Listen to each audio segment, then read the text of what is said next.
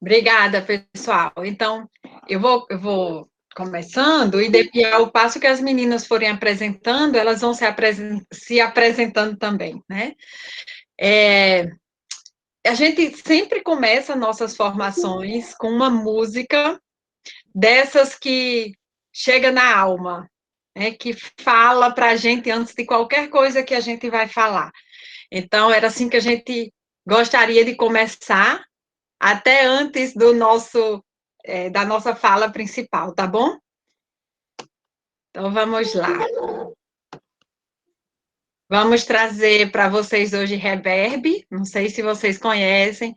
Reverb mistura poesia com música e encanta, né? Toca a nossa alma.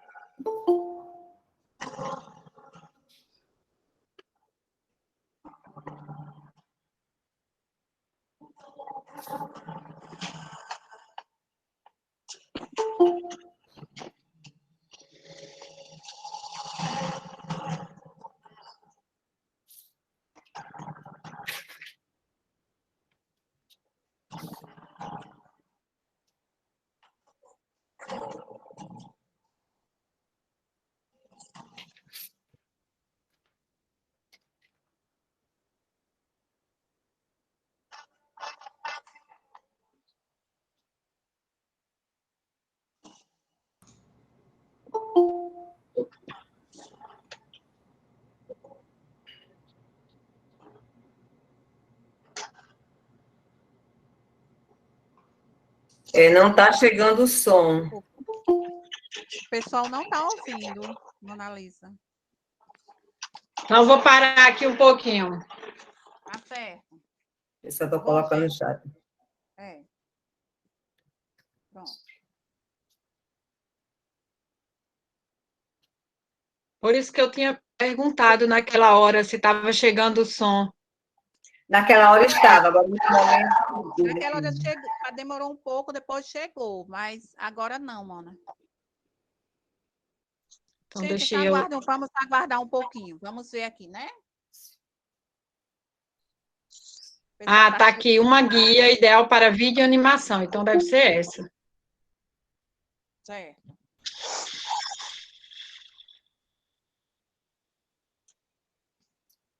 Vamos ver.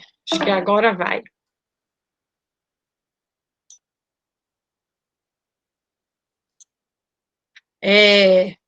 Aí só, por favor, me dê um sinal se está... Você já perdeu o sono correndo atrás de um sonho que não era seu?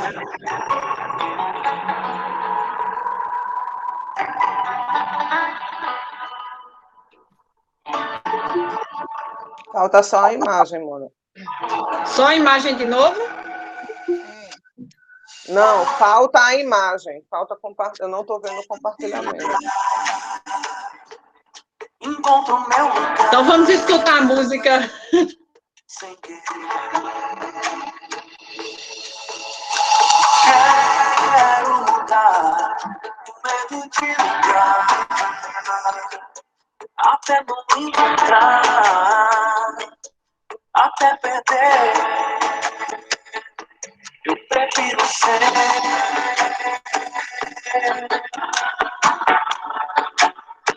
essa metamorfose ambulante do que ter aquela velha opinião formada sobre do que ter aquela velha opinião formada sobre tudo. Eu já usei gravata e até um tupete. Eu joguei fora o meu trompete e os discos do Alceu. Eu já ganhei emprego e perdi o sono, correndo atrás de um sonho que não era meu. Mas hoje eu larguei tudo e virei poeta. Eu não quero ser atleta, nem médico ou juiz. Eu moro numa ilha e tô me acostumando. Pra quem nasceu chorando, até que eu tô feliz. Eu prefiro ser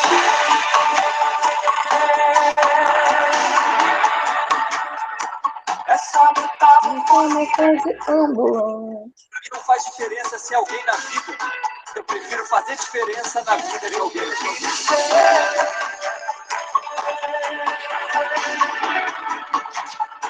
Essa metamorfose pra mim não faz diferença ser alguém na vida. Eu prefiro fazer diferença na vida de alguém. Eu quero aquela velha porrada sobre.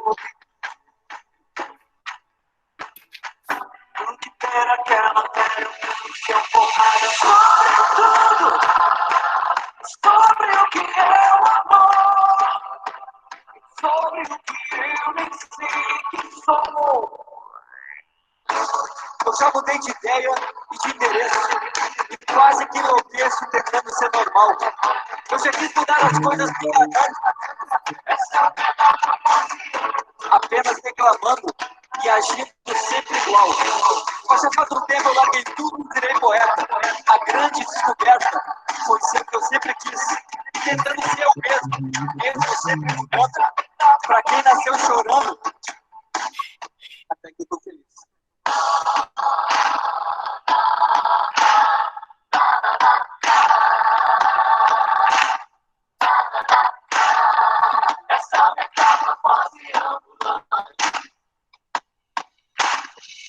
Eu sou assim, a minha alma é de criança. Cai uma estrela, ainda faço o meu pedido. Eu sonho alto, mas a minha fé alcança. E tudo muda depois de ter conseguido.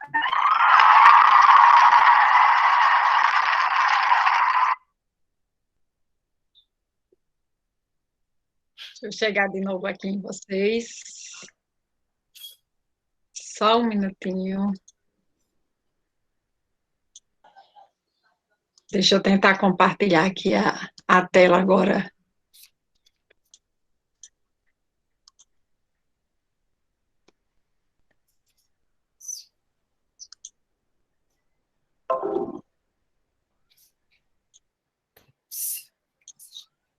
Então, é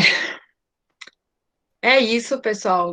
Essa música, para mim, toca bastante. Primeiro porque ela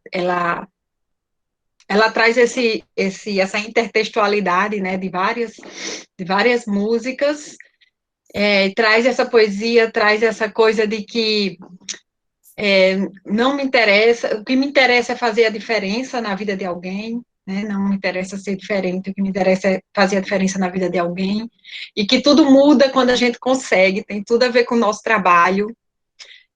Aconteceu comigo, aconteceu com Vivian, porque passou por essa experiência.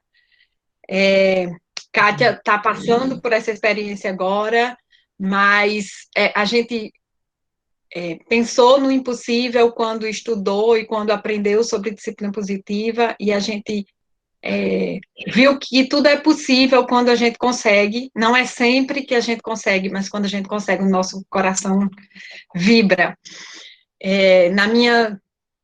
Na minha trajetória pela educação, 14 anos foram na educação pública, e nesses 14 anos foi aplicando, errando, voltando, dando passos para trás, e conseguindo, muitas vezes, aplicar práticas mais respeitosas de educação. E eu já pensava antes que eu aplicava, né, só porque eu era gentil com as crianças. E que eu só era muito brava com eles quando eles mereciam. Então, esse era um pensamento que só depois eu fui descobrir que era muito arcaico, que existiam outros mundos, e que esses mundos me trazia muito mais paz. Então, para quem já conhece, quem já nos conhece, a gente sempre começa com a música, né? Foi uma pena que a gente não conseguiu ver a imagem. E depois da música sempre vem uma história. E eu trouxe para vocês, eu sei que hoje tem aqui pessoas que já acompanham a gente há muito tempo, pessoas que começaram a acompanhar a gente agora e pessoas que nunca acompanharam, estão aqui pela primeira vez, eu já dei uma olhadinha nos nomes por aí. E eu trouxe a música mais significativa de todas e a história mais significativa.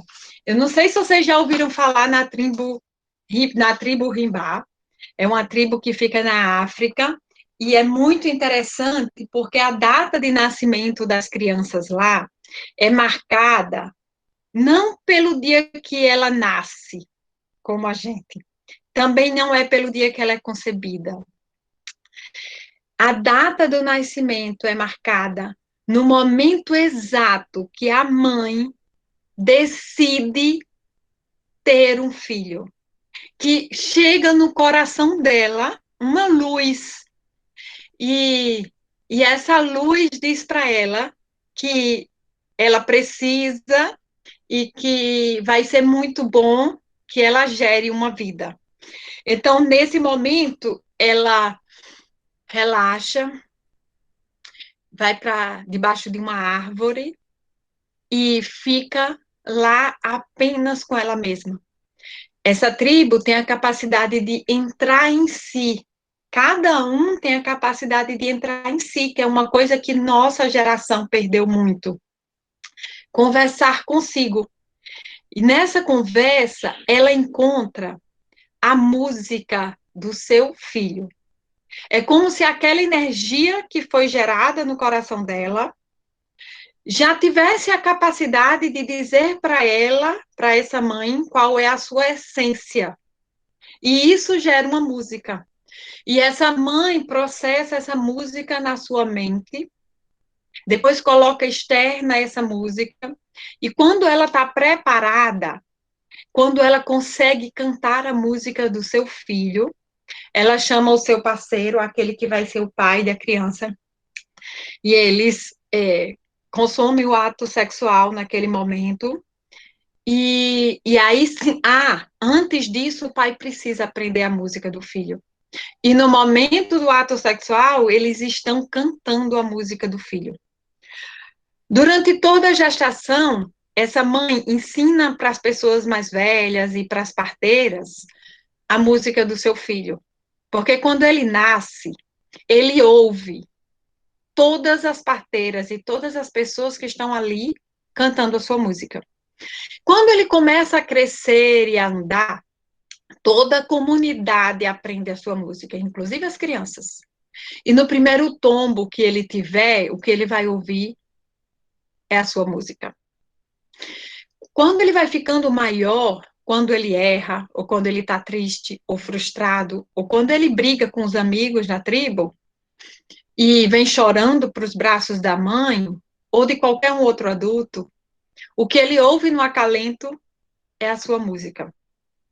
Quando ele se torna mais velho, adolescente, adulto, se ele cometer qualquer erro que seja muito grave para essa tribo, todos da tribo fazem um grande círculo ao redor dele, coloca ele no meio do círculo e canta a sua música. Nessa tribo não existe punição. O que eles fazem é lembrar para os seres todos os dias que existe uma essência e que sua essência é boa e que se ele lembrar de quem ele é de verdade, ele vai fazer tudo que ajude a comunidade a caminhar em uma direção que seja boa para todos. Quando ele se casa, o que se ouve é a música das duas pessoas. Então, a família de um deles canta uma música e a outra família canta outra música. E quando eles morrem, o que eles ouvem quando eles estão nos seus últimos dias, nos seus últimos momentos, nos seus últimos minutos, eles ouvem toda a comunidade cantar a sua música. E a mensagem que fica dessa comunidade para todos nós é que nós somos uma essência e que existe algo que nós perdemos dentro de nós e que a sociedade transformou a gente em algo, os pais transformaram a gente em algo. Sabe, quando os pais elogiaram pela primeira vez a gente, porque a gente tirou uma nota muito boa na escola, e a gente pensou assim, se eu for uma pessoa que tira sempre notas boas, se eu for o melhor na escola, eu vou ser amado. Opa, eu vou ser essa pessoa. Porque nós, seres humanos, temos um desejo enorme, uma necessidade intrínseca de ser aceito, de ser amado e de ser importante.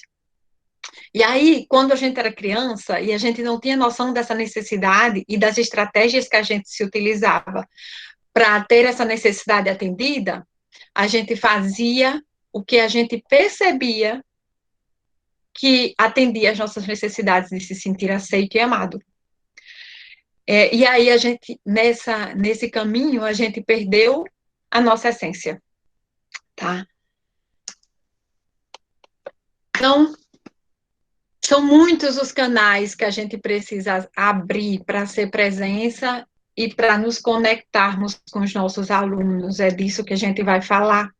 Se nenhum de nós, e eu estou me incluindo nisso, não é mais, ou não consegue encontrar mais o que é essencial em nós, significa que a gente perde canais de conexão, porque nossa essência se conecta. Ela é genuinamente feita para se conectar um com os outros. Então, é disso que fala esse minicurso, é das possibilidades de abrir os nossos canais de conexão para as pessoas, para os alunos, para o mundo. E aí eu quero apresentar para vocês, né, as meninas já apresentaram, as modeladoras, a nossa equipe. Eu sou Mona Dantas, e eu coloquei em uma ordem cronológica, né, porque eu cheguei na secretaria com essa proposta, com essa ideia de mostrar para todos vocês o que eu já estava conseguindo fazer na sala de aula, e nossa equipe foi crescendo. Hoje a gente tem Vívia, Kátia, e a gente colocou como parte da nossa equipe a nossa comunidade, a comunidade Luminar, que hoje se encontra toda dentro de um grupo de WhatsApp. É lá que a gente encontra apoio e aprendizagem. São os professores que já fizeram alguma formação com a gente e podem ir para lá para discutir e aprender mais. A gente só fala sobre isso lá, não é um canal para se falar sobre outras coisas. Hoje a gente já tem também a comunidade Luminar Master, que são professores que já fizeram todos os cursos que a gente oferece. É isso. Então, o meu convite para vocês é que, antes de entregar a fala para a Kátia, é que vocês possam, quem não está ainda, possam um dia participar dos nossos cursos e estar na nossa comunidade, no lugar que a gente se sente seguro para aprender, não só sobre os nossos alunos, mas sobre nós mesmos, tá bom? Então, Kátia.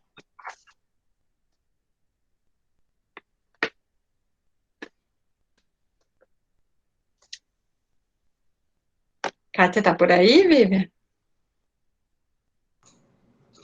Estou por aqui, Mona. Bem. Bom dia a todos. É uma alegria imensa poder estar aqui desfrutando desse momento tão rico, um momento de aprendizagem, um momento de sintonia, de conexão, né? Porque conexão é tudo. E a nossa equipe ela é muito conectada, porque falar sobre habilidades socioemocionais a gente precisa ter essa energia. A gente sabe que isso nos move. E antes de entrar precisamente nesse momento de reflexão, meu momento vai ser bem rápido, mas eu estava aqui me lembrando, não sei se vocês já ouviram falar de um autor chamado Viktor Frankl. Esse autor, ele é um dos protagonistas ou fundador da logoterapia, uma das abordagens da psicologia. E eu gosto muito de duas citações dele. Uma diz assim: quem tem um porquê enfrenta qualquer como. Então, o que nos move é o sentido.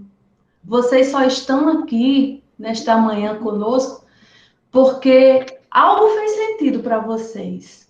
Então, nós vamos enfrentando todos os porquês para chegar neste como, né? E tem outra citação que diz assim: quando não podemos mudar uma situação, nós somos desafiados a mudar nós mesmos.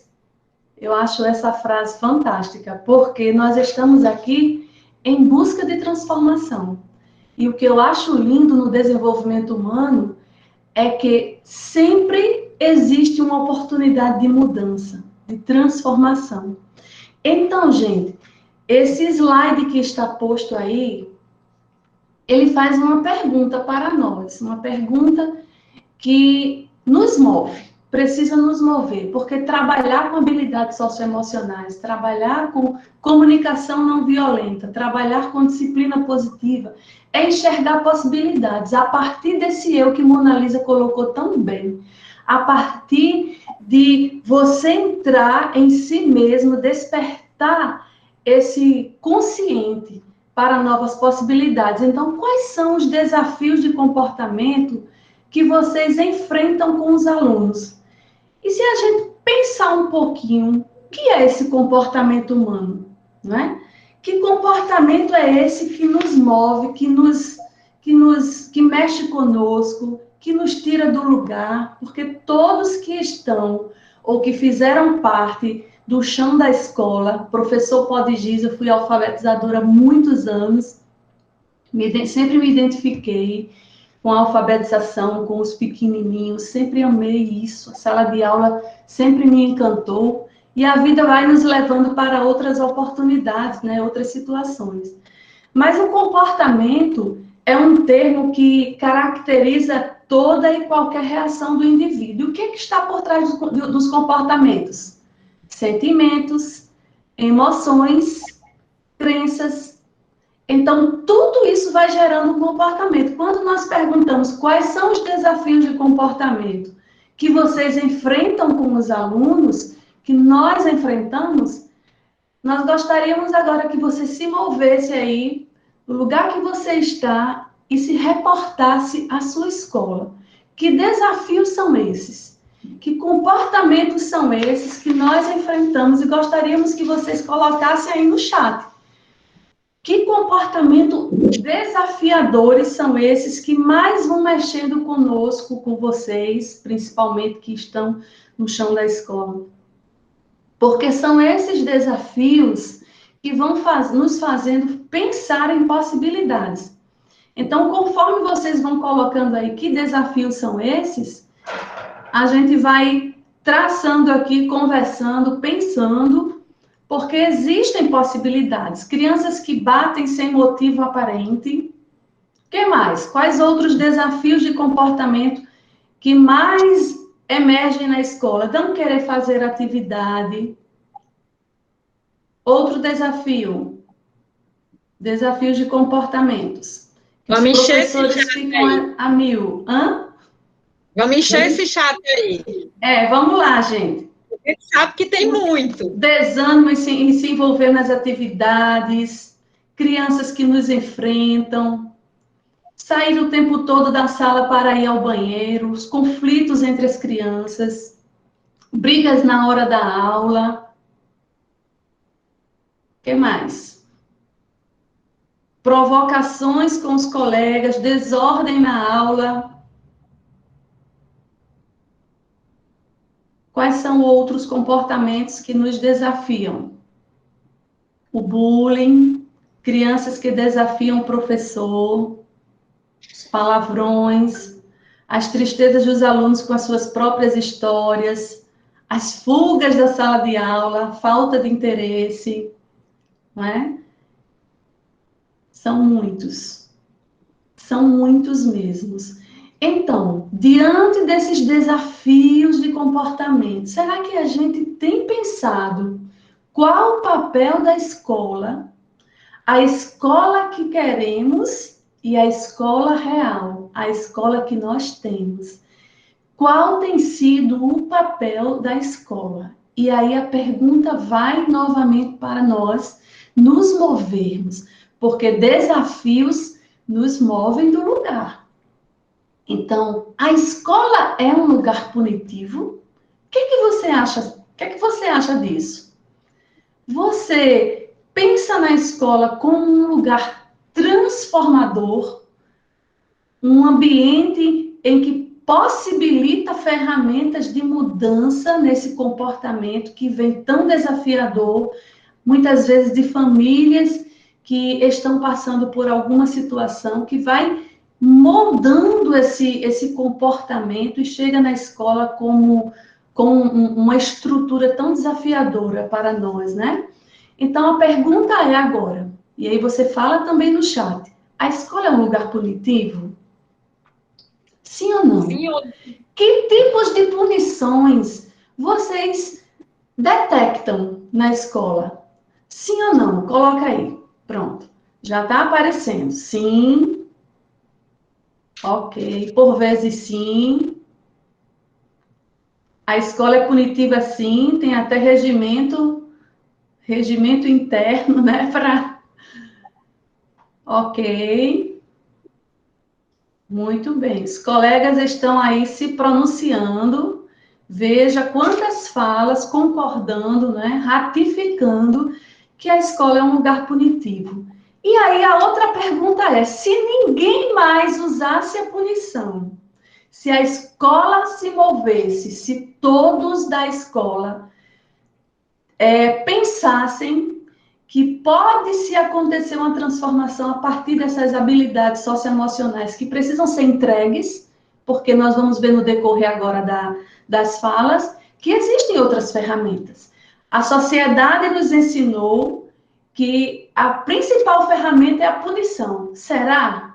Será que a punição realmente tem feito uma transformação social?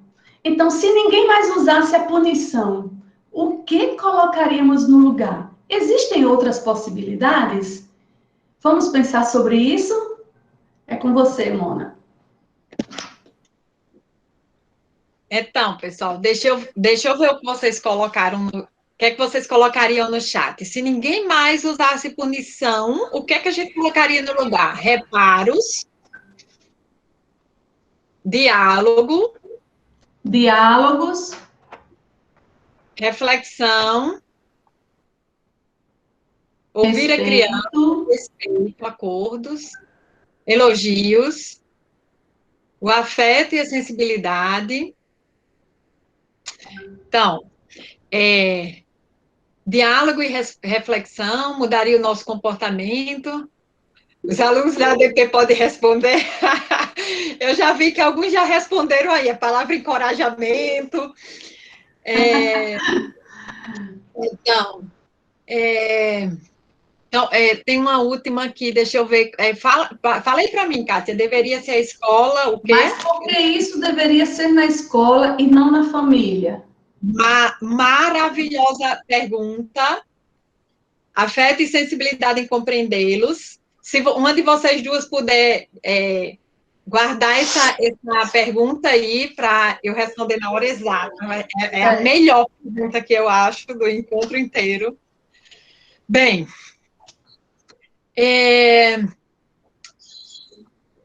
nós, durante esses 3 anos trabalhando com professores, não só da escola pública, como da escola particular, mas mais ainda da escola pública, porque nós já atendemos mais de 1.000 professores, mas dos 3.000 professores da rede municipal de Natal, 1.000 já estiveram conosco.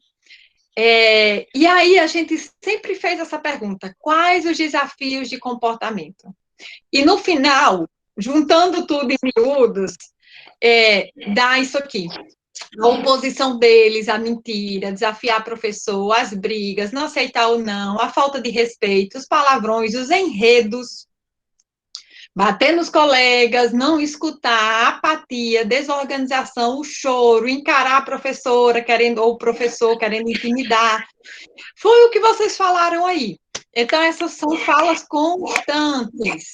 E o que é que, quando a gente pergunta o que eles já tentaram isso, ó.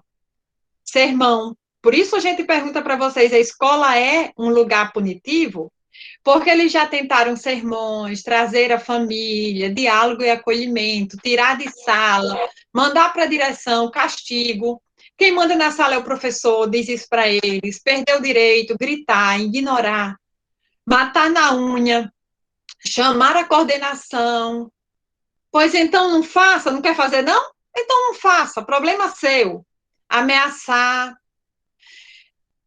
E a gente só faz isso, todos nós, eu estou me incluindo nisso também, aposto que as meninas também, nas suas trajetórias em salas de aula, alguma dessas coisas a gente já fez, e a gente só faz isso porque tudo que a gente quer é que eles desenvolvam disciplina, compromisso, empatia, autonomia, independência, responsabilidade, respeito, ética, compaixão, resiliência, tolerância, honestidade, integridade, amor próprio. É isso que a gente quer que eles desenvolvam.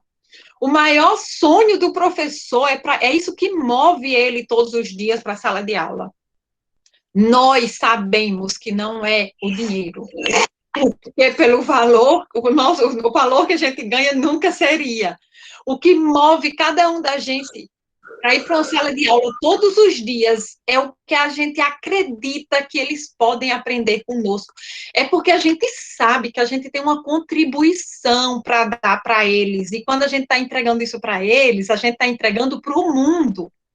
Então, no fundo, a gente sabe disso. No fundo, vocês estão aqui. Aliás, não é nem no fundo, é no raso. Vocês estão aqui, escolheram este minicurso porque vocês também acreditam nisso. Só que a nossa geração não aprendeu como fazer isso. Porque nós não tivemos professores e pais que ensinaram a gente de uma outra forma. Nós nos tornamos as pessoas que nos tornamos porque os nossos pais gritaram, deram sermão, botaram a gente de castigo, não mandaram para a direção, mas não chamaram a direção, mas chamaram o pai, ou o pai chamou a mãe, ameaçaram. E a gente pode até, com muito sacrifício, ter aprendido sobre respeito, compromisso, e eu vou dizer que, entre aspas, a gente aprendeu, mas isso foi às custas de quê? De trazer para a mente inconsciente um monte de crenças que são muito limitantes acerca da vida. E a gente nem tem noção dessas crenças. Uma das crenças muito fortes que a gente tem é de que as crianças só aprendem se a gente castigá-las, se a gente gritar, se a gente ameaçar, e principalmente se a gente elogiar. Tudo isso são crenças que a gente tem acerca de como se educa uma criança. Mas a gente tem muitas outras, a gente tem crenças com relação à vida, a gente tem crenças com relação ao trabalho, à amizade, a gente tem crenças relacionadas a crianças mesmo, da capacidade delas, enfim.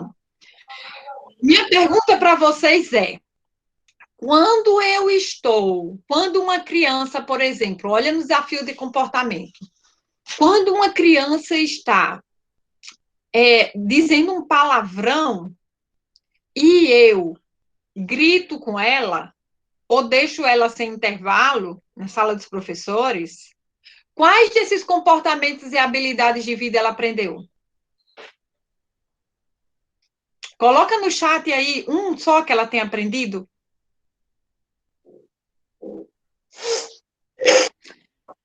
Não aprende. Mas ela aprende que não pode chamar palavrão. Isso ela pode aprender. Ela pode aprender que se chamar palavrão, ela vai ter consequências. Ok.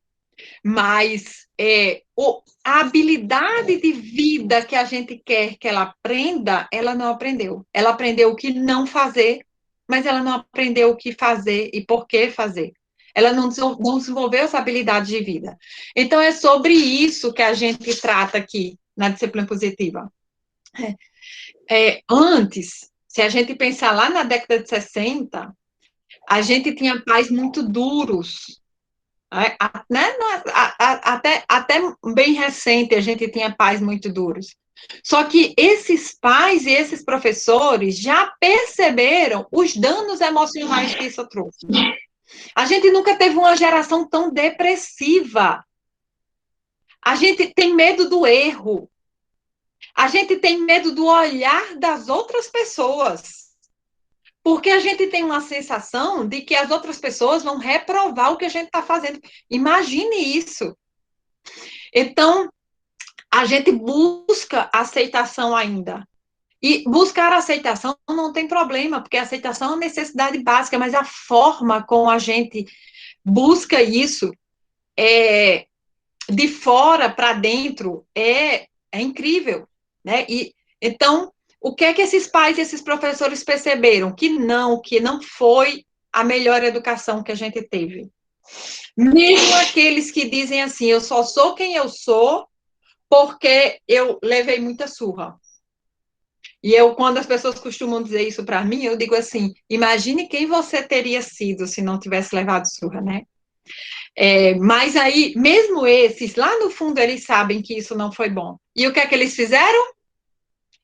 Como eles não sabiam como, eles fizeram o contrário disso. E aí, eles tornaram as crianças e os professores em pequenos tiranos. Tem uma dinâmica que a gente faz nos nossos cursos, que é muito de abertura de consciência. E para a gente entender que esse momento que a gente está passando na nossa sociedade, apesar de muitos de nós, na sala dos professores, reclamar, não é um momento ruim. Muito pelo contrário, é um momento de transição. É aquele momento que a gente viu que nenhum nem outro dá certo e que a gente precisa fazer alguma coisa para mudar isso, para andar no caminho do meio. E aí a gente tem a sorte de, na nossa geração, a neurociência ter entrado com toda a força. Eu digo que não deve ter sido à toa que eu fui colocada nessa geração, então eu quero aproveitar e captar tudo que a neurociência tiver nessa minha geração, porque quem nasceu na geração antes de mim não teve a oportunidade de educar os filhos com base em todo um conhecimento realmente científico como a gente tem hoje. Então, isso aqui é o que... essa imagem, eu quis começar falando do que é a disciplina positiva e a CNV, dizendo para vocês o que não é. Então, não é o que vocês estão vendo nessa imagem. Disciplina positiva e comunicação não violenta não é permissividade. Então, é o que, Mona Lisa? Disciplina positiva é uma forma de educar as crianças com muita firmeza. Mas, junto dessa firmeza, vem gentileza, respeito mútuo, sem castigo, sem elogio, sem ameaça, sem grito, sem manipulação. Então, como eu posso educar as crianças sem ameaçar, sem gritar, sem castigar, sem manipulação e até sem elogios?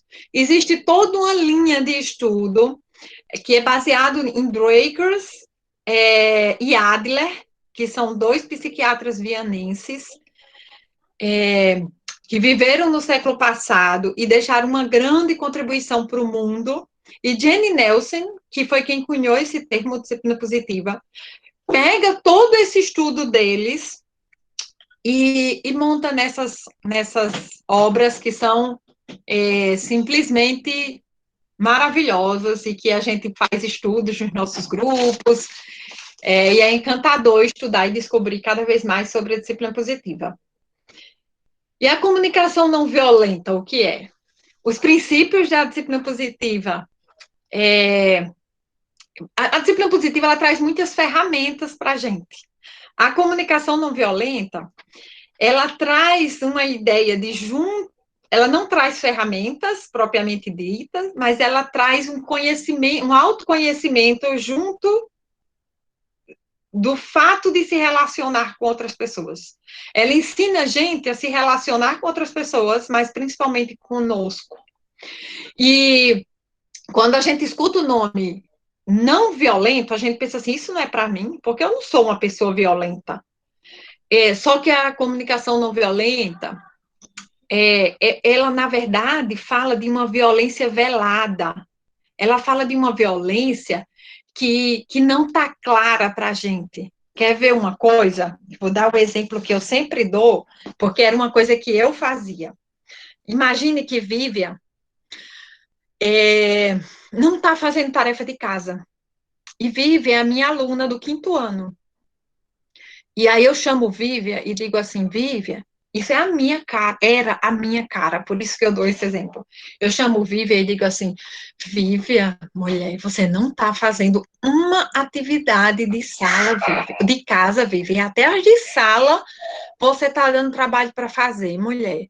Sua mãe trabalha tanto para dar conta de você, vem aqui na escola, toda preocupada com você, faz o que pode e o que não pode. Como é que você acha que ela vai se sentir quando ela souber que você não está fazendo as atividades de casa? Veja que manipulação. Olha que, primeiro, que professora boa, né? Gente, fala com toda calma, Vivian. Meu amor, você não está fazendo as atividades de casa, Vivian. Já pensou? Tem toda uma manipulação aqui. Então, pode parecer uma professora gentil e calma, mas existe uma violência aqui. Uma violência na minha forma de se comunicar. Então, tudo se volta para a forma que a gente se comunica com as pessoas. Eu podia chegar para essa menina, para a Vivian, sem ameaça, sem manipulação. Eu poderia ter dito assim, Vivian, você é uma menina tão inteligente, Vivian, não faz as atividades de casa. Então, eu quero chegar de novo. Isso ainda é violência, dizer que ela é inteligente, porque ela não é alguma coisa, ela é, Vivian, uma essência. Né? Toda vida que eu digo que alguém é alguma coisa, seja o que for, inteligente, estudioso, que ele é educada, que ela é mal educada, que ela sei lá, ignorante. Toda vida que eu digo que alguém é alguma coisa, eu estou mexendo com a identidade dela. E aí, eu estou, mesmo que pareça ser uma coisa boa, eu estou deixando de olhar para o que é mais essência nessa pessoa. Então, eu poderia chegar para a Vivian e dizer, Vivian, eu vi que você não fez nenhuma atividade de casa essa semana. E eu me sinto frustrada, porque eu tenho muita vontade de contribuir para o seu aprendizado, e eu sei que isso faz parte. Como seria para você começar a fazer suas atividades a partir de hoje? Gente, se fosse vocês, como isso chegava no coração de vocês? Será que você tem mais vontade de contribuir na minha primeira fala com Vivian ou nessa segunda fala? Então, é disso que fala a comunicação não violenta. A gente fala para eles o que a gente está vendo, mas o que a gente está vendo mesmo, os nossos olhos estão conseguindo enxergar. O que a gente está sentindo. Qual é a nossa necessidade? No caso de Vivian, eu estava me sentindo frustrada, porque a minha necessidade é de contribuição. Então, eu quero contribuir para o aprendizado dela. E eu faço um pedido. É isso que traz a comunicação não violenta. E aí, eles dizem que isso faz com que a nossa vida e a vida das outras pessoas se tornem mais maravilhosas, porque não está amarrada a nada, a nenhuma manipulação, a nenhum sentimento, a nenhuma ameaça, a nenhum castigo. E que isso, tem até um livro dele que tem esse nome aí, se vocês olharem direitinho, isso é o coração da transformação social no mundo. É isso que vai fazer, vai criar uma transformação no mundo. E aí eu vou aproveitar para responder a pergunta: por que que isso tem que ser na escola? Não tem que ser na escola. Isso pode ser em todos os lugares, mas eu não tenho o poder de controlar os outros. Eu tenho o poder de controlar apenas a mim mesmo. Nem os meus filhos. Eu tenho 2 filhos gêmeos de 8 anos. Nem eles eu posso controlar. Eu digo isso para eles todos os dias, porque eu quero que eles saibam que o controle da vida deles está na mão deles. Então, eu não posso controlar os pais, eu não posso controlar a direção da escola, eu só posso controlar a mim mesma. E aí, eu, controlando a mim mesma, eu posso agir de uma forma respeitosa com os meus alunos, mas respeitosa de verdade, não é só pelo que a gente entende, é um respeitoso que é a partir dos estudos que a gente faz, que você vai buscar e descobrir novas formas, porque o que eu pensava que era respeitoso há 10 anos, como a fala dessa minha para a aluna Vívia, não penso mais hoje.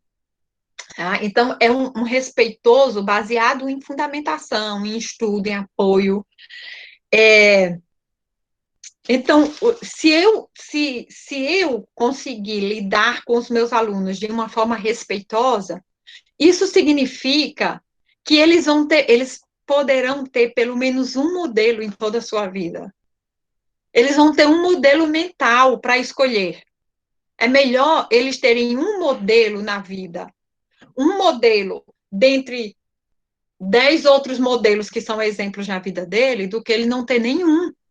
Porque a mente inconsciente funciona assim, ó, eu estou agindo conscientemente, mas para eu agir, o consciente sempre vai buscar informações lá no inconsciente.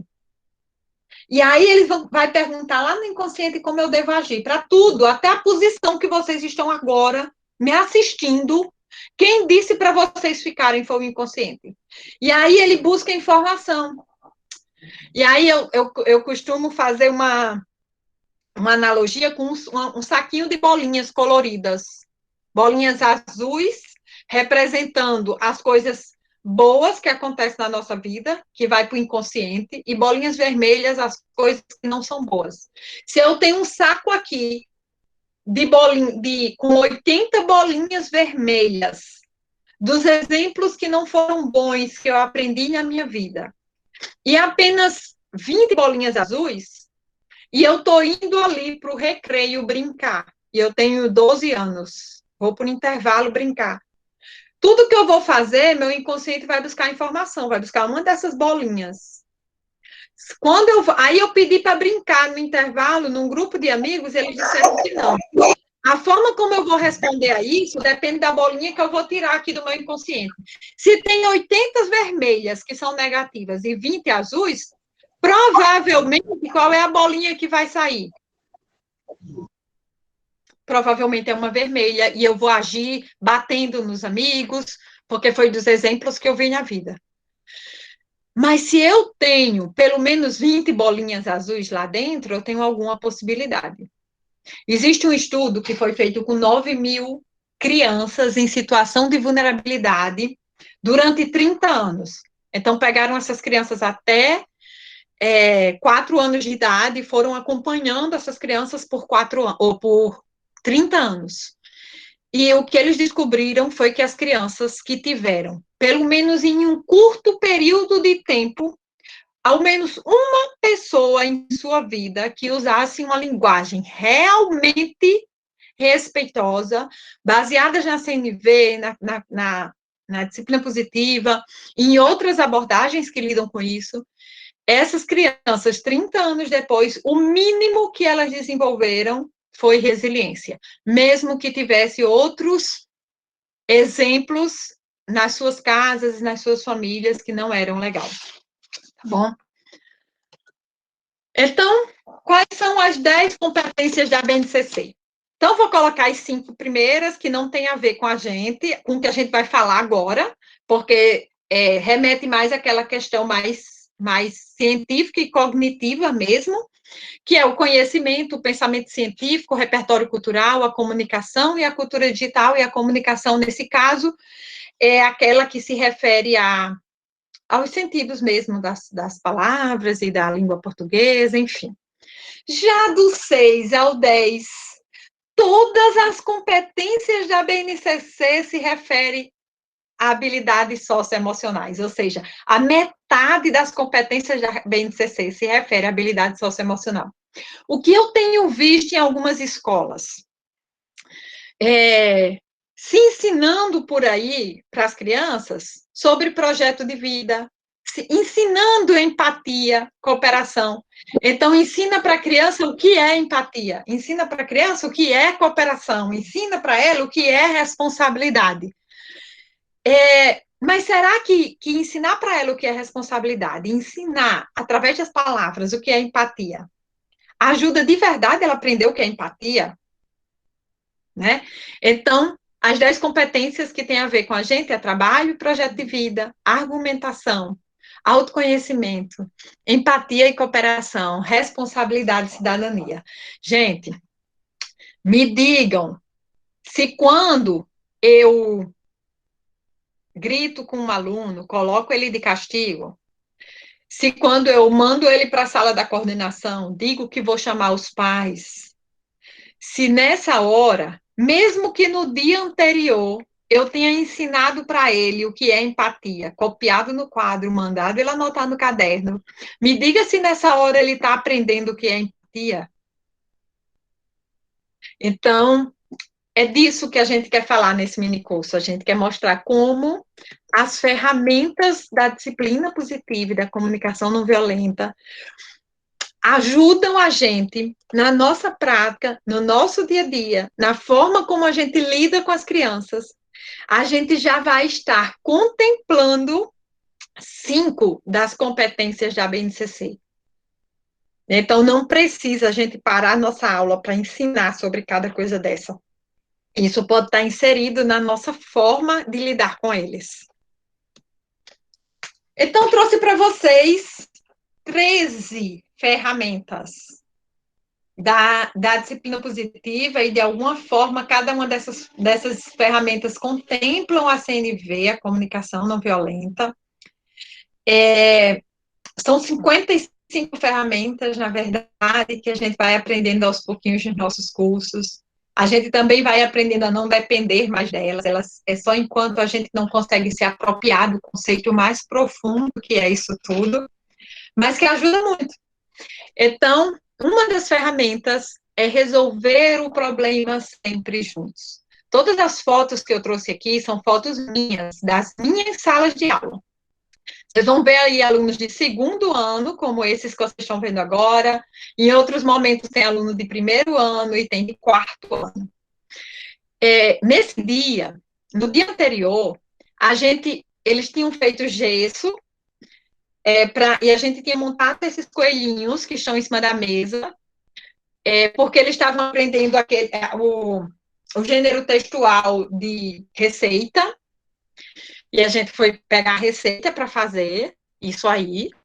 E aí agora eles iam pintar, só que eles não conseguiram no dia anterior. Gente, foi uma bagunça tão grande nessa sala.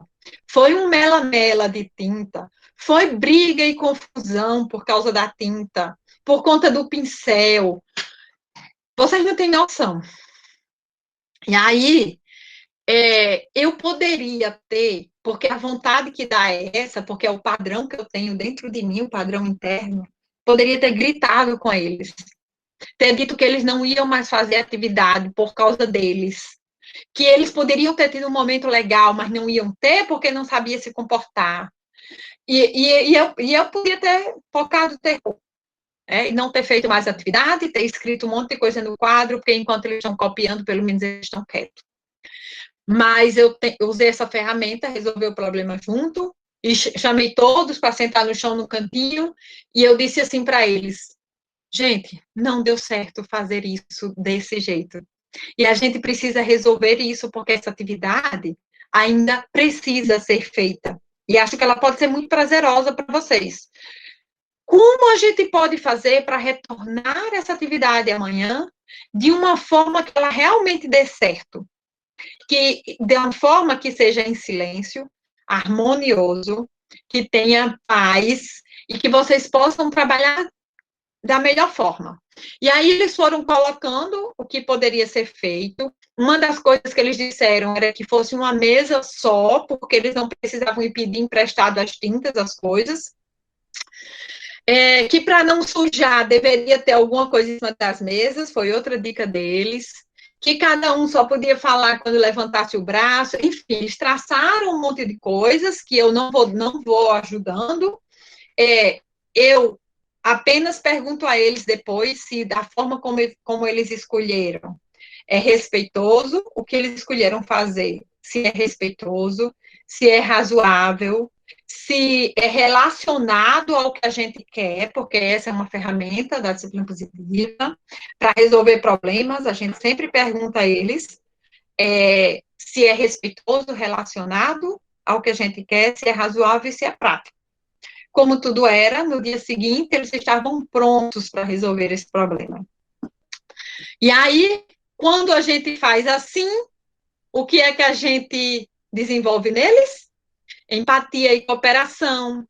A gente ensina sobre trabalho e projeto de vida, porque a gente ensina para eles a elencar possibilidades para resolver um problema.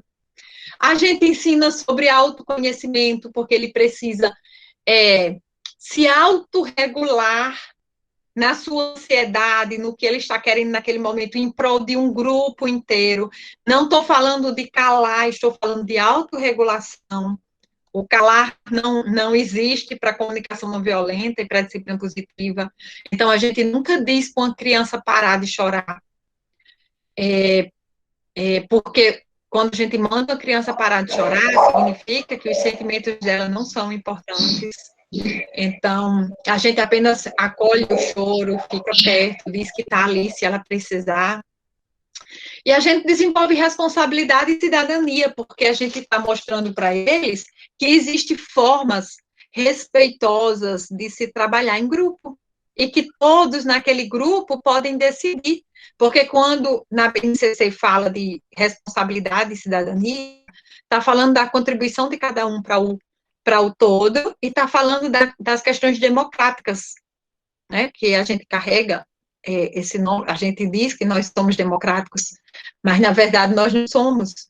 E quando se fala de país, nós não somos, quando se fala de sala de aula, nós não somos, e quando se fala de criança, nós somos menos ainda, porque a gente entende que o adulto é que tem o poder. Só que todas as pessoas, independente da idade, elas têm necessidade de poder. E aí vira uma briga de poder na sala de aula. Um dia eu disse para o meu aluno, sai da sala. Meu aluno de 9º ano, ele disse, saio não. E aí eu fiquei desesperada, porque ele também eu tinha necessidade de poder, e ele tinha necessidade de poder também, e ficou os dois poderes brigando na sala de aula, quando eu poderia ter resolvido isso de uma outra forma. Então, a outra ferramenta é evite fazer ou falar algo que faz das tarefas diárias parecer uma carga. Quando a gente diz assim, Kátia, meu amor, termine logo para você ficar livre, porque aí você vai para o intervalo, é melhor você terminar logo. Quando eu digo para eles, termine logo para você ficar livre, eu estou mandando uma mensagem para o inconsciente deles de que aquilo é uma coisa chata e ele precisa ficar livre. Quando eu digo coisas como, eu entro na sala, porque eu sou uma professora bem legal, os alunos me amam, e eu digo para eles assim, oba, hoje é sexta-feira! Aquela música, eu não tenho coragem de cantar aquela música para os meus alunos. Hoje é sexta-feira, dia de alegria. Nunca! Por que a sexta-feira é dia de alegria, né? Então, nada que faça, que no meu discurso mande uma mensagem para o inconsciente, nem que eu esteja conversando com outro adulto perto de uma criança e dizendo coisas para ele como, ai, ainda bem que hoje é sexta-feira, porque a semana foi pesada. Nada. Por quê? Porque o que eu quero das crianças é que elas contribuam. Às vezes, uma coisa só parece uma carga pesada para a gente porque elas não estão contribuindo. E elas não contribuem porque elas buscam prazer de alguma forma, mas elas não aprendem com os adultos que as tarefas diárias é uma coisa prazerosa, que coisas de escola, que tarefas de escola é uma coisa prazerosa. Então, quando eu evito falar das crianças sobre coisas que é de cooperação, como uma carga, eu estou ensinando para ela empatia e cooperação. Eu estou ensinando para elas que eu tenho prazer em contribuir para um mundo melhor com o que eu faço. E eu estou ensinando para elas sobre trabalho e projeto de vida. Por último, faça acordos. Por último, não, né? Porque Vivian vem depois de mim. Mas faça acordos e acompanhamentos. Se você fizer um acordo com eles, mas de verdade com eles, pegando soluções com eles, acompanhe isso. Não deixe passar, porque eles vão testar. Se você fez um acordo com eles, eles vão testar. Então, uma das soluções que os meus alunos deram do 4º ano, porque falava todo mundo na mesma hora, foi que eles diziam que não lembravam de levantar a mão porque a mão era deles. Bem, é uma lógica que eu não entendo, mas eles entendiam. E eu aceitei. Então, eles resolveram fazer uma mão separada da deles para levantar e dizer quando queria falar. Se esse foi um acordo, toda vida que eles falavam sem levantar essa mão, eu não ouvia, mas eu não ouvia combinado com eles antes. Então, eu fazia uma cara de paisagem, uma brincadeira, usava um toque de humor, mas era isso que acontecia. Então, acompanhava cada um desses acordos. E o que acontece é que eles aprendem sobre cooperação, eles aprendem sobre responsabilidade, trabalho e projeto de vida. Oi, gente. Deixa eu dar o meu bom dia aqui para vocês. Estão me ouvindo? Tá bom o som, Mona? Sim, sim. Eu estou aqui nessa jornada com Mona Lisa e Kátia, apaixonada pela habilidades socioemocionais. Fui movida a estar nessa equipe de uma forma bem transformadora, como acho que alguém já falou aí no grupo, né? Aí no chat, como a gente conviver, estudar, saber um pouquinho mais de habilidades socioemocionais, primeiro nos move, nos muda, e a gente consegue contribuir com o mundo, com as pessoas, com as crianças. E continuando o que Mona Lisa está falando, uma das ferramentas que são assim incríveis para trabalhar em vários ambientes, em casa, com os filhos, mas a gente está tratando aqui de escola, é realizar as reuniões de sala. E aí, quando a gente sempre fica buscando ferramentas, soluções para resolver, né? Lá, como a gente viu os desafios de comportamento dos alunos, a gente às vezes não sabe o que fazer com as demandas diárias, as rotinas diárias da escola, a gente consegue entender.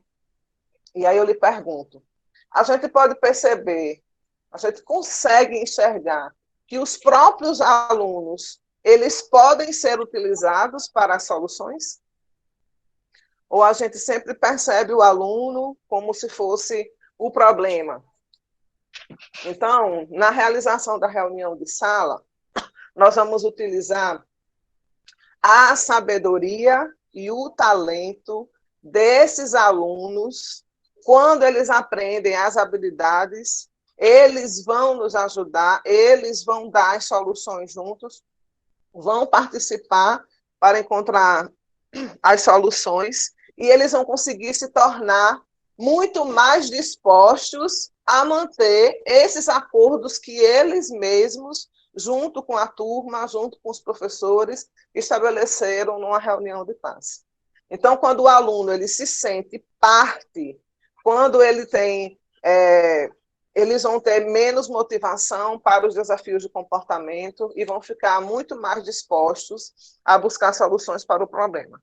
Se você observar a foto, essa é uma turma de Mona, eles estão na sala de informática, ou seja, um ambiente diferente de você fazer a reunião de classe, porque essa reunião ela precisa ser especial, Os alunos precisam entender que agora nós vamos nos reunir para um momento especial, diferente da rotina que se está se estabelecendo todos os dias, eles precisam compreender isso, e eles participam desde o treino para se fazer o círculo, até como as mãozinhas que Mona Lisa falou, uns minutos atrás, do momento de falar, eles vão, você vai proporcionar a eles momentos de encorajamento para que eles possam se sentir aceitos, eles vão reconhecer no outro também, não só gerar soluções, nós vamos reconhecer no outro também aquilo que o outro fez durante a semana.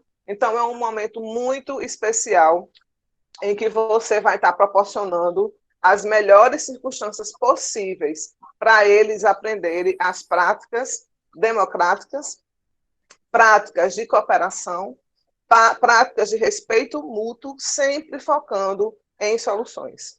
Então, quais são os objetivos dessa reunião de classe? Ensinar o respeito mútuo, fazer reconhecimentos, fazer agradecimentos, fazer apreciações. Isso vai estar proporcionando não só para o aluno, mas também para o professor aprendizado. E aí a gente vai precisar usar pauta. Essa pauta você vai deixar exposta durante a semana, para quando tiver algum tipo de problema na sala, você pode perguntar para a criança. Mona Lisa, o que você acha desse assunto e para a nossa pauta da reunião de classe? Quando você já faz essa pergunta para o aluno e ele tem certeza que isso vai ser atendido, então vai lá para a pauta, ele sabe que naquele dia, naquela hora marcada, você vai tratar desse aluno, ele já está sendo aceito.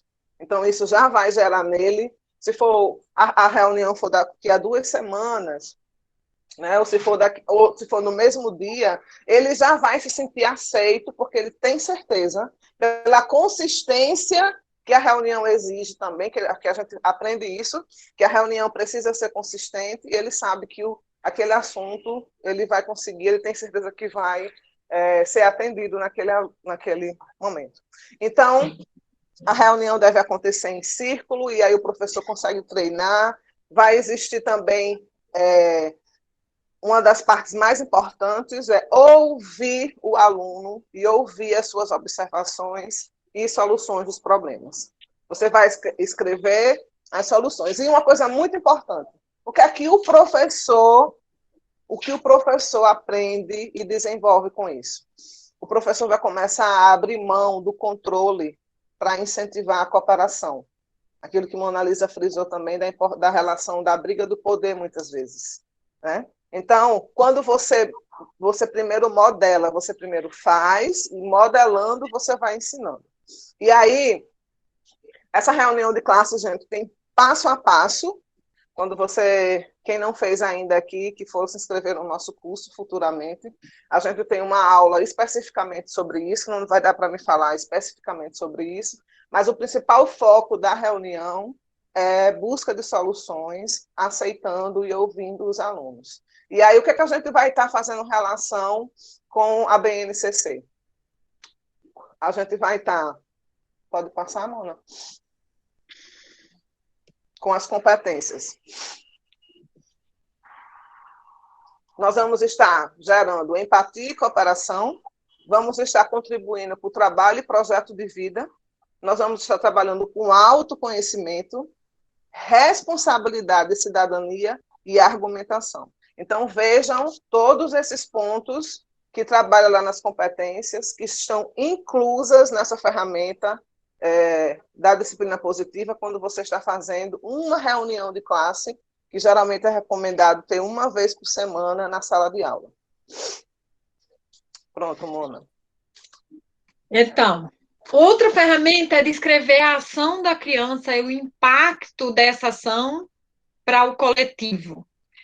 É muito importante que as crianças aprendam que tudo que elas fazem traz um impacto para ela e para a sociedade de uma forma geral.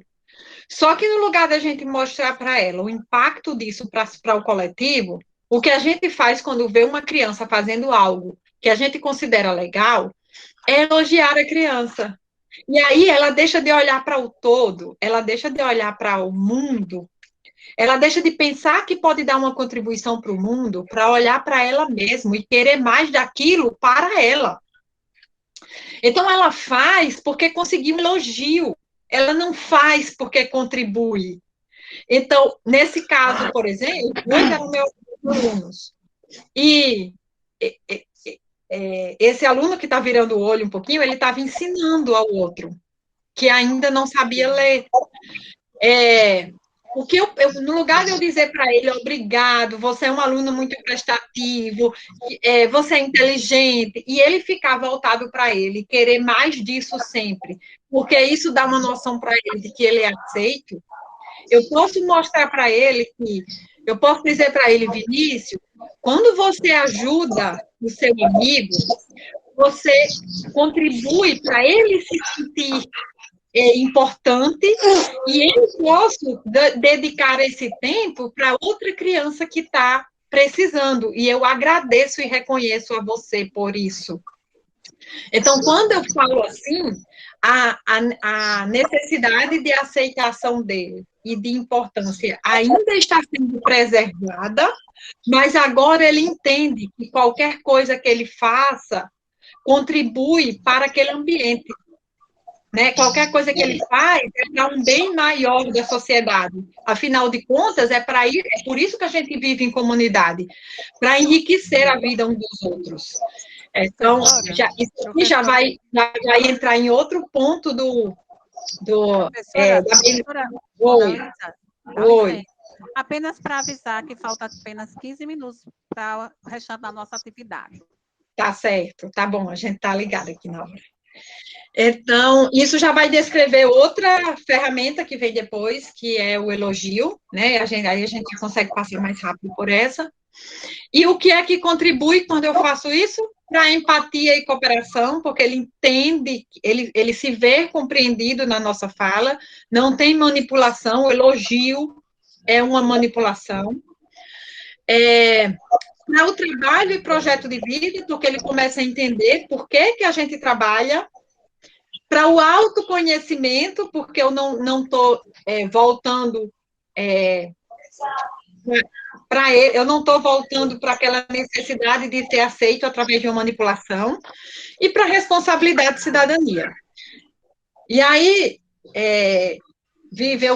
finda que aquela outra ferramenta já atinge essa, eu não sei se você tem alguma coisa para complementar. Não, pode, eu só ia acrescentar um exemplo, só um modelo. Quando a gente vê, por exemplo, essa sala, nessa turma da outra turma de Mona Lisa, e qual a vontade que a gente tem quando a gente olha para essa turma, assim, todos os alunos concentrados, fazendo uma avaliação, geralmente a gente tem uma vontade de dizer o quê? Uau! A gente tem vontade de dizer, parabéns, vocês são maravilhosos, como vocês estão organizados hoje. Só que isso acaba sendo um elogio. Quando a gente faz uma observação, a gente poderia usar, então, assim, observo que vocês estão conseguindo cumprir com o combinado que nós fizemos, com as diretrizes que nós fizemos para esse dia. Então, você vai estar observando a ação deles. Vejo que hoje a turma está concentrada na atividade que foi proposta. Então, você está falando, observando aquilo que eles estão fazendo. Eu queria só dar esse exemplo, Mona. Pode passar, para adiantar. Então, no final das contas, o que a gente trabalha na BNCC é o mesmo do que a gente viu anteriormente, e dê sempre escolhas para as crianças alcançar um objetivo de cooperação. As crianças precisam, elas têm necessidade de poder. Quando vocês um dia se aprofundarem mais, alguns aqui já fizeram isso, mas quem nunca fez um curso nosso e quiser vir para a banda de cá, como eu digo, quiser nos acompanhar nesse processo, tem um estudo de CNV, que é mais profundo, e agora a gente está com um novo, agora no segundo semestre, e a gente aprende quais são as necessidades básicas psicológicas de todo ser humano. E uma delas é poder. Todo mundo tem necessidade de poder. Para atender essa necessidade de poder das crianças, a gente pode dar escolhas para elas que são limitadas para atingir uma cooperação. Então, nesse dia, por exemplo, eu precisava que eles estivessem muito atentos à leitura, porque a gente estava fazendo uma leitura em capítulos, cada dia era um pouquinho. E aí eu perguntei para eles assim, para vocês estarem muito concentrados nessa história, vocês preferem escutar a história aqui ou lá fora? E aí eles disseram que preferia escutar a história fora, cada um pegou sua cadeira e a gente foi lá para fora, mas eu entreguei escolhas para eles se concentrarem. A cooperação era concentração. Então, são duas escolhas que atingem o mesmo objetivo. Né? Então, é bom a gente sempre ficar ligado nisso. Qual é o objetivo? Então, as duas, qualquer uma das escolhas que eles fizerem, vão atingir o mesmo objetivo. Mas entrega a eles poder de escolher. Então, sempre é importante dizer depois disso, vocês preferem, vocês querem, para conseguir ficar concentrados, vocês preferem na sala de aula ou lá fora? E aí eu termino com uma frasezinha que eu acho importante demais. Você escolhe. Né? Porque quando eu digo você escolhe, você tem o poder. E aí eu ajudo nos itens da BNCC, que é empatia e responsabilidade. Na ferramenta 8, a gente vai ver, faça perguntas curiosas. As perguntas curiosas, nós geralmente, os professores, a gente quer dizer tudo para os alunos. Não, eu vou pegar um desafio de comportamento, vamos dizer que as crianças estão fazendo barulho na sala, né? Estão conversando. Então, você já vai dizer para os alunos, vocês estão conversando muito, né? Está atrapalhando minha aula, e vocês ficam aí bagunçando, e está uma bagunça a sala, eu não estou conseguindo me concentrar. Você vai dizendo tudo, porque vocês são muito desobedientes, olha o que está acontecendo. Geralmente, a gente já vai dizendo tudo o que está acontecendo. Talvez, se a gente mudar isso por uma pergunta curiosa, tipo, quantos de vocês acham que está muito barulhento aqui para a professora continuar a aula? Você vai gerar neles uma curiosidade e eles vão naturalmente responder com o comportamento naquele momento. Então, as perguntas curiosas, quando tiver, por exemplo, uma briga, e você, no lugar de você dizer assim, eu sabia que isso ia acontecer, tá vendo? Vocês dois juntos, e agora tá aí um com raiva do outro, brigou, e aí vai todo mundo para a direção. Se você trocar isso e oportunizar os alunos e perguntar o que aconteceu, como você está se sentindo a respeito disso?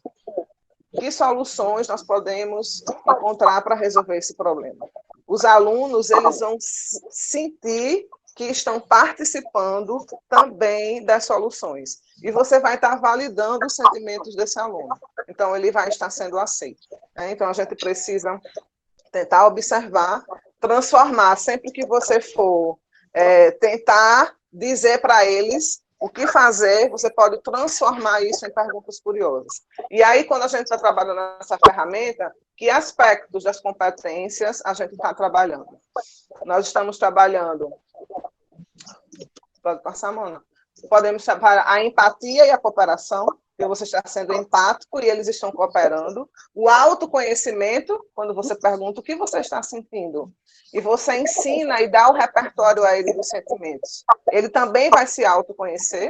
Responsabilidade e cidadania, porque vocês têm uma diretriz que foi resolvida na reunião de classe. Então, eles vão estar também responsáveis por esse processo. E a argumentação que eles vão ter o poder de fala ali no momento, de lhe explicar o que aconteceu. E isso tem que acontecer de verdade. A pergunta curiosa tem que acontecer se você realmente estiver curioso em saber o que está acontecendo e o que o seu aluno está sentindo. E o autoconhecimento aqui, Vivian, entra porque sempre que eu faço uma pergunta curiosa, e quando eu aprendo a fazer isso, porque a ferramenta parece simples, mas ela é muito mais profunda que isso, a pergunta sempre volta para nós. Então, é como se tudo que acontecesse ao nosso redor, eles sentissem que existe uma autorresponsabilização por parte deles.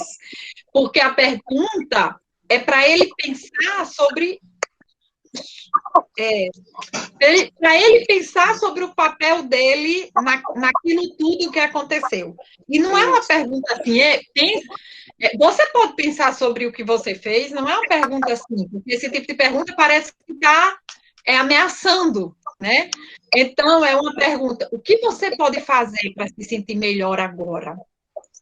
Será que existe uma forma de você se sentir melhor e se acalmar antes de conversar com seu amigo?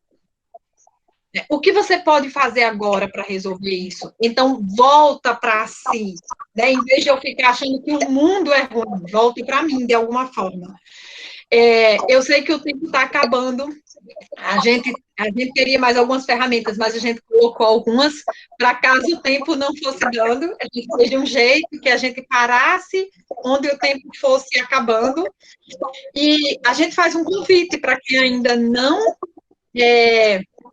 participou das nossas formações, para chegar junto.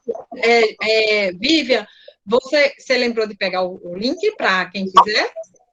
O link do curso? Não, porque se você não lembrar... eu vou deixar meu WhatsApp aqui no grupo. Para quem tiver interesse em participar, pode me mandar um WhatsApp para mim. Pronto, então, enquanto eu finalizo, quem já participa dos nossos cursos, coloque aí, faz também o convite aí pelo WhatsApp ou pelo chat, faz o convite para o pessoal que tem o desejo de estar perto da gente. Enquanto maior nossa comunidade, melhor. Vivian está colocando o telefone dela, porque aí ela passa para vocês o link de inscrição. Conta para vocês como é que esse mundo nosso começa. Ele começa com um curso introdutório, e depois a gente vai avançando e ficando mais profundo e melhor, e a gente ainda não querendo sair nunca mais. Eu, pelo menos, estou apegadíssima a esse grupo. E, Monalisa, só lembrando que nós já temos curso que começa próxima semana, então corre lá, pega meu telefone, me chama no WhatsApp, que eu já te mando o link para você fazer a inscrição, tá bom? Os professores, nossos professores. Então, eu vou terminar para vocês, vou contando para vocês uma história, fazendo um convite para que cada um de nós possa ser uma luz na vida das pessoas, que cada um de nós possa enriquecer a vida das pessoas que estão ao nosso redor, sem precisar pensar que de onde elas vêm, de como as famílias educam, que aquele momento que a gente esteja com elas possa realmente enriquecer a vida delas, que isso volta para a gente de alguma forma. Dizer para vocês que, nesse momento, cada um de nós somos a melhor versão que a gente consegue ser com as ferramentas que nós temos. Isso significa que, se a gente estudar e se aprofundar, nós teremos novas e melhores ferramentas. Que não existe nada que é melhor do que a gente é agora, porque a gente não pode ter um parâmetro, as outras pessoas não são parâmetro para nós. Nós somos parâmetros para nós mesmos, porque a gente é único. Então, que o encontro de hoje não é para melhorar o professor que cada um de nós somos, é para que a gente possa descobrir mais opções de ser, mais opções de contribuir e mais opções de ser luz nesse mundo. E aí eu queria fechar com uma historinha, deixa eu interromper aqui o compartilhamento. Uma historinha, Parou o compartilhamento? Acho que parou, né? Parou. Existe um livro em inglês que não está traduzido em português, se chama The 100 Monkey. E esse livro, ele foi construído a partir de um conto, o conto do 100º macaco. Não sei se vocês já ouviram falar, quem já fez formação com a gente já ouviu. Esse conto fala que numa ilha havia muitos macacos, e eles comiam batata direto da terra. Do jeito que a batata saía da terra, eles comiam com areia e tudo. Até que um dia, um dos macacos resolveu lavar as batatas. E o outro viu e lavou, o outro viu e lavou, o outro viu e lavou também. E aconteceu um fenômeno. Quando o 100º macaco lavou suas batatas, todos os outros começaram a lavar também, mesmo que não tivesse visto um outro macaco lavando. E mais impressionante é que numa ilha ali vizinha, mas que os macacos não conheciam, também todos os macacos começaram a lavar suas batatas. E esse livro, chamado The 100 Monkey, ele dá cientificidade a esse conto, falando que existe um inconsciente coletivo, que quando um determinado número de pessoas sabe sobre algo, toda uma comunidade, impressionantemente, começa a saber também. É por isso que já existem comunidades, como a Dinamarca, que se utilizam de uma educação baseada nessas abordagens como mais respeitosas, como a CNV e a disciplina positiva, e eles não precisam falar sobre isso, eles não precisam ensinar aos professores, eles não precisam ensinar aos pais sobre isso, porque já está no inconsciente coletivo de todas as pessoas. E o meu convite para vocês, nessa manhã de hoje, é que cada um de nós possa ser o 100º macaco nessa educação mais respeitosa, para que os nossos alunos e os nossos filhos não precisem mais aprender sobre isso, porque eles já vão nascer sabendo. Então, é isso. Fica aqui o meu convite e um desejo de que vocês tenham um dia e uma semana muito abençoada e uns próximos dias que virão por aí, tá bom?